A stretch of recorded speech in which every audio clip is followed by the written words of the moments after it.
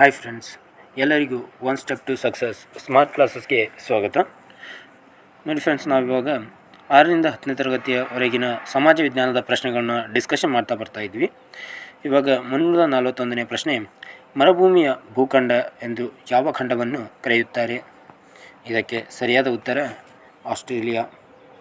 Australia ಖಂಡವನ್ನು ಏನಂತ ಕರೀತಾರೆ ಅಂದರೆ ಮರುಭೂಮಿಯ ಭೂಖಂಡ ಅಂತೇಳಿ ಕರೀತಾರೆ. ಆಸ್ಟ್ರೇಲಿಯಾದ ಅತಿ ಪ್ರಮುಖವಾದ ನದಿ, ಇದಕ್ಕೆ ಸರಿಯಾದ ಉತ್ತರ ಮರ್ರೆ.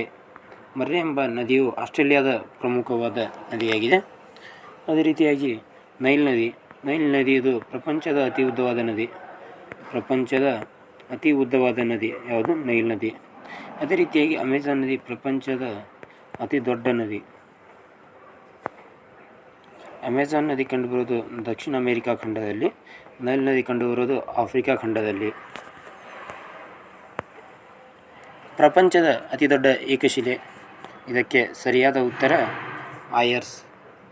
ಆಯರ್ಸ್ ಅಥವಾ ಉಲೂರು ಎಂಬುದು ಪ್ರಪಂಚದ ಅತಿ ದೊಡ್ಡ ಏಕಶಿಲೆಯಾಗಿದೆ. ಅದೇ ರೀತಿಯಾಗಿ ನೋಡ್ತಾ ಬರೋದಾದರೆ ಏಷ್ಯಾದ ಅತಿ ದೊಡ್ಡ ಏಕಶಿಲೆ ಯಾವುದಪ್ಪ ಅಂದರೆ ಮಧುಗಿರಿ. ಇದು ತುಮಕೂರು ಜಿಲ್ಲೆಯಲ್ಲಿ ಕಂಡುಬರ್ತೈತಿ. ಯಾವ ಜಿಲ್ಲೆ? ತುಮಕೂರು ಜಿಲ್ಲೆಯಲ್ಲಿ ಮಧುಗಿರಿ. ಇದರ ಎತ್ತರ ನೋಡ್ತಾ ಬರೋದಾದರೆ 1199 ಮೀಟರ್. ಎಷ್ಟು? 1199 ಮೀಟರ್. ನೆಕ್ಸ್ಟ್, ಆಸ್ಟ್ರೇಲಿಯಾದ ಚಂಡಮಾರುತಗಳನ್ನು ಏನೆಂದು ಕರೆಯುತ್ತಾರೆ? ಇದಕ್ಕೆ ಸರಿಯಾದ ಉತ್ತರ ವಿಲ್ಲಿ ವಿಲ್ಲೀಸ್. ಆಸ್ಟ್ರೇಲಿಯಾದ ಚಂಡಮಾರುತಗಳನ್ನು ಏನಂತ ಕರೀತಾರೆ? ವಿಲ್ಲಿ ವಿಲ್ಲೀಸ್ ಎಂದು ಕರೆಯುತ್ತಾರೆ. ಆಸ್ಟ್ರೇಲಿಯಾದ ರಾಷ್ಟ್ರೀಯ ಪ್ರಾಣಿ ಯಾವುದಪ್ಪ ಅಂದರೆ ಕಾಂಗರೂ. ಯಾವುದು? ಕಾಂಗರೂ. ಕಾಂಗರೂವನ್ನು ಆಸ್ಟ್ರೇಲಿಯಾದ ರಾಷ್ಟ್ರೀಯ ಪ್ರಾಣಿ ಅಂತೇಳಿ ಕರಿತೀವಿ. ಈ ಕೆಳಗಿನವುಗಳಲ್ಲಿ ಯಾವುದು ಮೊಟ್ಟೆ ಇಡುವ ಸಸ್ತನಿಯಾಗಿದೆ? ಇದಕ್ಕೆ ಸರಿಯಾದ ಉತ್ತರ ಪ್ಲಾಟಿಪಸ್. ಪ್ಲಾಟಿಪಸ್ ಎಂಬುದು ಮೊಟ್ಟೆ ಇಡುವ ಒಂದು ಸಸ್ತನಿಯಾಗಿದೆ. ಪ್ಲಾಟಿಪಸ್ ಮತ್ತು ಇನ್ನೊಂದು ಯಾವುದಪ್ಪ ಅಂದರೆ ಎಕಿಡ್ನಾ. ಎಕಿಡ್ನಾ ಮತ್ತು ಪ್ಲಾಟಿಪಸ್ ಇವೆರಡು ಮೊಟ್ಟೆ ಇಡುವ ಸಸ್ತನಿಗಳು. ಹಮ್ಮಿಂಗ್ ಬರ್ಡ್ ಅತಿ ಚಿಕ್ಕ ಪಕ್ಷಿ ಯಾವುದು? Humming bird.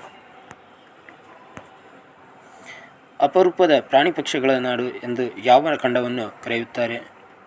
ಇದಕ್ಕೆ ಸರಿಯಾದ ಉತ್ತರ ಆಸ್ಟ್ರೇಲಿಯಾ. ಆಸ್ಟ್ರೇಲಿಯಾ ಖಂಡವನ್ನು ಅಪರೂಪದ ಪ್ರಾಣಿ ಪಕ್ಷಿಗಳ ನಾಡು ಅಂತೇಳಿ ಕರೀತಾರೆ. ಆಸ್ಟ್ರೇಲಿಯಾದ ಪ್ರಮುಖ ಆಹಾರ ಬೆಳೆ. ಆಸ್ಟ್ರೇಲಿಯಾದ ಪ್ರಮುಖ ಆಹಾರ ಬೆಳೆ ಯಾವುದಪ್ಪ ಅಂದರೆ ಗೋಧಿ. ಗೋಧಿ ಆಸ್ಟ್ರೇಲಿಯಾದ ಪ್ರಮುಖ ಆಹಾರ ಬೆಳೆಯಾಗಿದೆ. ಆಸ್ಟ್ರೇಲಿಯಾದ ಅತಿ ಪ್ರಮುಖ ವೃತ್ತಿ. ಅಲ್ಲಿ ನೋಡಿ, ಆಸ್ಟ್ರೇಲಿಯಾದಲ್ಲಿ ಏನು ಮಾಡ್ತಾರಪ್ಪ ಅಂದರೆ ಪಶುಪಾಲನೆಯನ್ನು ಜಾಸ್ತಿ ಮಾಡ್ತಾರೆ. ಪಶುಪಾಲನೆ ಆಸ್ಟ್ರೇಲಿಯಾದ ಪ್ರಮುಖ ವೃತ್ತಿ ಯಾವುದು? ಪಶುಪಾಲನೆ. ಅಂಟಾರ್ಟಿಕಾ ಖಂಡವು ಪ್ರಪಂಚದ ಎಷ್ಟನೇ ಅತಿ ದೊಡ್ಡ ಖಂಡವಾಗಿದೆ? ನೋಡಿ ಫ್ರೆಂಡ್ಸ್, ಅಂಟಾರ್ಟಿಕಾ ಖಂಡ ಇದು ಎಷ್ಟನೇ ಅತಿ ದೊಡ್ಡ ಖಂಡ ಅಂದರೆ ಇದು ಪ್ರಪಂಚದ 5ನೇ ಅತಿ ದೊಡ್ಡ ಖಂಡವಾಗಿದೆ. ಎಷ್ಟನೇದು? 5ನೇ ಅತಿ ದೊಡ್ಡ ಖಂಡ. ಮೊದಲ ಅತಿ ದೊಡ್ಡ ಖಂಡ ಯಾವುದಪ್ಪ ಅಂದರೆ ಏಷ್ಯಾ ಖಂಡ. ಯಾವುದು?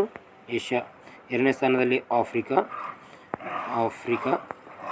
3ನೇ ಸ್ಥಾನದಲ್ಲಿ ಉತ್ತರ ಅಮೇರಿಕಾ. 4ನೇ ಸ್ಥಾನದಲ್ಲಿ ದಕ್ಷಿಣ ಅಮೇರಿಕಾ. 5ನೇದು ಅಂಟಾರ್ಟಿಕಾ. 6ನೇದು ಯುರೋಪ್. 7ನೇದು ಆಸ್ಟ್ರೇಲಿಯಾ. ಅತಿ ಚಿಕ್ಕ ಖಂಡ ಆಸ್ಟ್ರೇಲಿಯಾ ಖಂಡ. ನೆಕ್ಸ್ಟ್, ಇಲ್ಲಿ ಅಂಟಾರ್ಟಿಕಾ ಆಗಬೇಕಾಗಿತ್ತು. ಅಂಟಾರ್ಟಿಕಾ ಖಂಡದ ಡ್ಯಾಶ್ರಷ್ಟು ಭಾಗ ಹಿಮದಿಂದ ಆವೃತವಾಗಿದೆ. ಇದಕ್ಕೆ ಸರಿಯಾದ ಉತ್ತರ ಶೇಕಡ 98ರಷ್ಟು ಭಾಗ ಏನಾಗಿದೆ ಅಂದರೆ ಅಂಟಾರ್ಟಿಕಾ ಖಂಡದಲ್ಲಿ ಹಿಮದಿಂದ ಆವೃತವಾಗಿದೆ. ಅಂಟಾರ್ಟಿಕಾ ಖಂಡವನ್ನು ಏನಂತ ಕರೀತಾರೆ ಅಂದರೆ ಹಿಮದ ಮರುಭೂಮಿ ಖಂಡ ಅಂತೇಳಿ ಕರೀತಾರೆ. ನೆಕ್ಸ್ಟ್, ಅಂಟಾರ್ಟಿಕಾ ಖಂಡವನ್ನು ಯಾವ ಹೆಸರಿನಿಂದ ಕರೆಯುತ್ತಾರೆ? ಇದಕ್ಕೆ ಸರಿಯಾದ ಉತ್ತರ ನೋಡ್ತಾ ಬರೋದಾದರೆ ಶ್ವೇತಖಂಡ, ಹಿಮದ ಮರುಭೂಮಿ ಖಂಡ, ಶೀತಲ ಖಂಡ. ಈ 3 ಹೆಸರಿನಿಂದ ಕರೀತಾರೆ. ಅಂದರೆ ಮೇಲಿನ ಎಲ್ಲವೂ ಸರಿಯಾಗುತ್ತೆ. ಮತ್ತು ಇನ್ನೊಂದು ಹೆಸರಿನಿಂದ ಕೂಡ ಅಂಟಾರ್ಟಿಕಾ ಖಂಡವನ್ನು ಕರೀತಾರೆ. ಯಾವ ಹೆಸರಂದರೆ ವಿಜ್ಞಾನಿಗಳ ಖಂಡ. ಹೌದಾ? ನೆಕ್ಸ್ಟ್, ಅಂಟಾರ್ಟಿಕಾ ಖಂಡದಲ್ಲಿ ಭಾರತ ನಿರ್ಮಿಸಿದ ಮೊದಲ ಸಂಶೋಧನಾ ಕೇಂದ್ರ. ಇದಕ್ಕೆ ಸರಿಯಾದ ಉತ್ತರ ದಕ್ಷಿಣ ಗಂಗೋತ್ರಿ ಎಂಬುದು ಅಂಟಾರ್ಟಿಕಾ ಖಂಡದಲ್ಲಿ ಭಾರತ ನಿರ್ಮಿಸಿದ ಮೊದಲ ಸಂಶೋಧನಾ ಕೇಂದ್ರವಾಗಿದೆ. ಎರಡನೇದು ಯಾವುದಪ್ಪ ಅಂದರೆ ಮೈತ್ರಿ. ಮೈತ್ರಿ 2ನೇ ಸಂಶೋಧನಾ ಕೇಂದ್ರ, 3ನೇದ್ದು ಭಾರತಿ.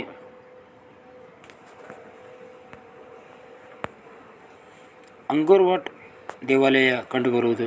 ಅಂಗೋರ್ ವಾಟ್ ದೇವಾಲಯ ಎಂಬುದು ಒಂದು ಹಿಂದೂ ದೇವಾಲಯವಾಗಿದೆ. ಅದು ಯಾವ ದೇವಾಲಯ? ಹಿಂದೂ ದೇವಾಲಯ. ಇದು ಯಾವ ದೇಶದಲ್ಲಿ ಕಂಡುಬರ್ತಿತ್ತಪ್ಪ ಅಂದರೆ ಕಾಂಬೋಡಿಯಾ ದೇಶದಲ್ಲಿ ಕಂಡುಬರ್ತೈತಿ. ಯಾವ ದೇಶ? ಕಾಂಬೋಡಿಯಾ ದೇಶ. ಈ ಪ್ರಶ್ನೆ ವೆರಿ ಇಂಪಾರ್ಟೆಂಟು. ಜೈನ ಮತದ ಮೊದಲ ತೀರ್ಥಂಕರು. ಇದಕ್ಕೆ ಸರಿಯಾದ ಉತ್ತರ ನೋಡ್ತಾ ಬರೋದಾದರೆ ಋಷಭನಾಥ. ಋಷಭನಾಥ ಅಥವಾ ಇವನನ್ನು ಏನಂತ ಕರೀತಾರೆ ಅಂದರೆ ಆದಿನಾಥ ಅಂತ ಕರೀತಾರೆ. ಇವ ಏನಪ್ಪ ಅಂದರೆ ಜೈನ ಮತದ ಮೊದಲ ತೀರ್ಥಂಕ. ಅದೇ ರೀತಿಯಾಗಿ ಪಾರ್ಶ್ವನಾಥ ಜೈನ ಮತದ 23ನೇ ತೀರ್ಥಂಕ. ಎಷ್ಟನೇ ತೀರ್ಥಂಕ? 23ನೇ ತೀರ್ಥಂಕ. ಅದೇ ರೀತಿಯಾಗಿ ವರ್ಧಮಾನ್ ಮಹಾವೀರ ಇವರು ಜೈನ ಮತದ 24ನೇ ತೀರ್ಥಂಕರು. ಗೌತಮ್ ಬುದ್ಧರು ಯಾರಪ್ಪ ಅಂದರೆ ಬೌದ್ಧ ಮತದ ಸ್ಥಾಪಕರು. ಯಾರು? ಬೌದ್ಧ ಮತದ ಸ್ಥಾಪಕರು ಯಾರು? ಗೌತಮ್ ಬುದ್ಧ. ಅದೇ ರೀತಿಯಾಗಿ ಋಷಭನಾಥ ಜೈನ ಮತದ ಸ್ಥಾಪಕರು. ಇವರು ಋಷಭನಾಥ ಅಥವಾ ಆದಿನಾಥ ಜೈನ ಮತದ ಸ್ಥಾಪಕ. ನೆಕ್ಸ್ಟ್, ಕರ್ನಾಟಕದ ಕಂದಾಯ ವಿಭಾಗಗಳು ಸಂಖ್ಯೆ ಡ್ಯಾಶ್. ಇದಕ್ಕೆ ಸರಿಯಾದ ಉತ್ತರ 4. ಕರ್ನಾಟಕದಲ್ಲಿ ಎಷ್ಟು ಕಂದಾಯ ವಿಭಾಗಗಳದಾವ ಅಂದರೆ 4 ಕಂದಾಯ ವಿಭಾಗಗಳದಾವೆ. ಆ 4 ಕಂದಾಯ ವಿಭಾಗಗಳು ಯಾವಪ್ಪ ಅಂದರೆ ಒಂದನೇದ್ದು ಬೆಂಗಳೂರು. ಈ ಬೆಂಗಳೂರಿನಲ್ಲಿ ಎಷ್ಟು ಜಿಲ್ಲೆ ಅದಾವೆ ಅಂದರೆ 9 ಜಿಲ್ಲೆಗಳದಾವೆ. ಅದೇ ರೀತಿಯಾಗಿ ನೆಕ್ಸ್ಟ್ ಮೈಸೂರು. ಮೈಸೂರಿನಲ್ಲಿರುವಂಥ ಜಿಲ್ಲೆಗಳ ಸಂಖ್ಯೆ 8. ಅದೇ ರೀತಿಯಾಗಿ ಬೆಳಗಾವಿ ಕಂದಾಯ ವಿಭಾಗದಲ್ಲಿ 7 ಜಿಲ್ಲೆಗಳಿವೆ. ಅದೇ ರೀತಿಯಾಗಿ ಕಲಬುರಗಿ ಕಂದಾಯ ವಿಭಾಗದಲ್ಲಿ ಕೂಡ 7 ಜಿಲ್ಲೆಗಳಿವೆ. ಟೋಟಲ್ ಎಷ್ಟು ಜಿಲ್ಲೆಗಳಾಗ್ತವೆ? 9, 8, 17, 17 + 7 24, 24 + 7 31. ಟೋಟಲ್ ಪ್ರಸ್ತುತ ಎಷ್ಟು ಜಿಲ್ಲೆಗಳು? 31 ಜಿಲ್ಲೆ. 31ನೇ ಜಿಲ್ಲೆ ಯಾವುದಪ್ಪ ಅಂದರೆ ವಿಜಯನಗರ ಜಿಲ್ಲೆ. ಯಾವ ಜಿಲ್ಲೆ? ವಿಜಯನಗರ. ಈ ವಿಜಯನಗರ ಜಿಲ್ಲೆ ಯಾವ ಜಿಲ್ಲೆಯಿಂದ ವಿಭಾಗಗೊಂಡಿದೆ ಅಂದರೆ ಬಳ್ಳಾರಿ ಜಿಲ್ಲೆಯಿಂದ ವಿಭಾಗಗೊಂಡಿದೆ. ಯಾವ ಜಿಲ್ಲೆ? ಬಳ್ಳಾರಿಯಿಂದ. ನೆಕ್ಸ್ಟ್, ಕುವಲಾಲಪುರದ ಈಗಿನ ಹೆಸರು. ಇದಕ್ಕೆ ಸರಿಯಾದ ಉತ್ತರ ಕೋಲಾರ. ಕುವಲಾಲಪುರದ ಪ್ರಸ್ತುತ ಹೆಸರು ಏನಪ್ಪ ಅಂದರೆ ಕೋಲಾರ.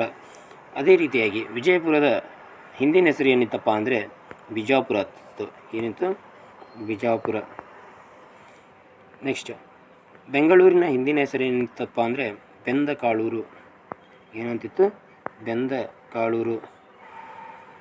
ನೆಕ್ಸ್ಟ್, ಹಂಪಿಯ ಹಿಂದಿನ ಹೆಸರು ಕಿಷ್ಕಿಂದೆ.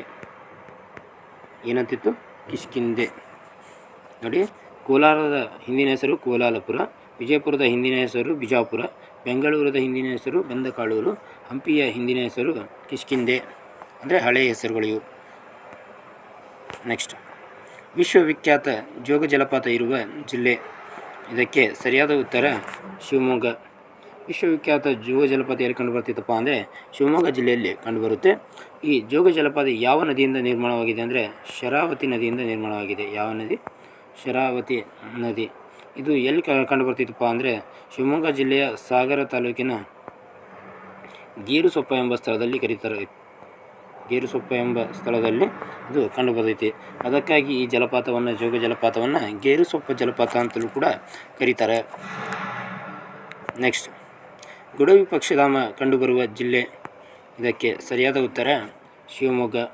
ಗುಡವಿ ಪಕ್ಷಿಧಾಮ ಯಾವ ಜಿಲ್ಲೆಯಲ್ಲಿ ಕಂಡುಬರುತ್ತೆ ಅಂದರೆ ಶಿವಮೊಗ್ಗ ಜಿಲ್ಲೆಯಲ್ಲಿ ಕಂಡುಬರುತ್ತೆ. ಅದೇ ರೀತಿಯಾಗಿ ಮಂಡಗದ್ದೆ ಪಕ್ಷಿಧಾಮವು ಕೂಡ ಕಂಡುಬರುವುದು ಶಿವಮೊಗ್ಗ ಜಿಲ್ಲೆಯಲ್ಲಿ.